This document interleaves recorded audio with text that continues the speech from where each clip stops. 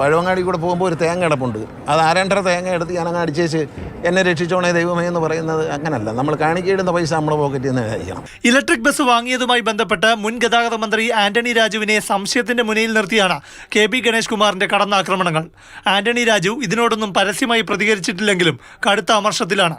Electric ബസ്സുകൾ city circular സർവീസായി ഓടിക്കുന്നത് തിരുവനന്തപുരം നഗരത്തിലാണ്. ഇലക്ട്രിക് ബസ്സുകളിലേക്കുള്ള മാറ്റം LDFന്റെ നയപരമായ തീരുമാനവുമാണ്.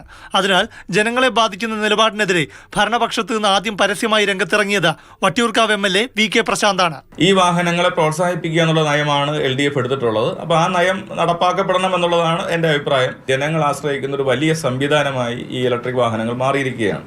അപ്പോൾ അതിനെ ആശ്രയിക്കുന്ന ഒരു വലിയ വിഭാഗം ആൾക്കാരുണ്ട് എന്നുള്ളത് അദ്ദേഹത്തിൻ്റെ ശ്രദ്ധയിൽപ്പെടുത്തുകയാണ്. 10 രൂപ മിനിമം നിരക്ക് എന്നുള്ളത് വർദ്ധിപ്പിക്കാമല്ലോ. അത് ജനങ്ങൾക്ക് ഭാരമാകാത്ത നിലയിൽ അതിനെക്കുറിച്ച് ആലോചിക്കാം. പിന്നാലെ ഇനി ഇലക്ട്രിക് ബസ് വാങ്ങില്ലെന്ന നിലപാട് പ്രഖ്യാപിച്ച KP ഗണേഷ് കുമാറിനെതിരെ നയപരമായ തീരുമാനം ഓർമ്മിപ്പിച്ച് CPMന്റെ വിമർശനം.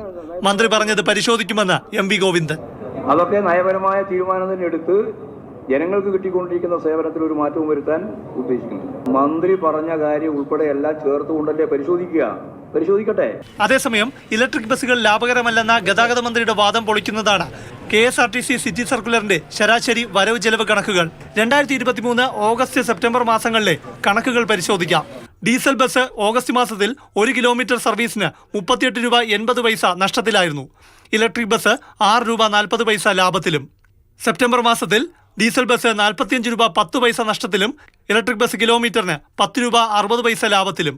സെപ്റ്റംബർ മാസത്തിലെ ഡീസൽ ചെലവ് പരിശോധിച്ചാൽ 1 കിലോമീറ്റർ ഡീസൽ ചെലവ് 33 രൂപ 40 പൈസയായിരുന്നു. വൈദ്യുതി ചെലവ് കിലോമീറ്ററിന് 4 രൂപ 60 പൈസ മാത്രം. അതായത് നഷ്ടമാണെന്ന ഗതാഗത മന്ത്രിയുടെ ഈ വാദം കണക്കുകൾ സാധൂകരിക്കുന്നില്ല.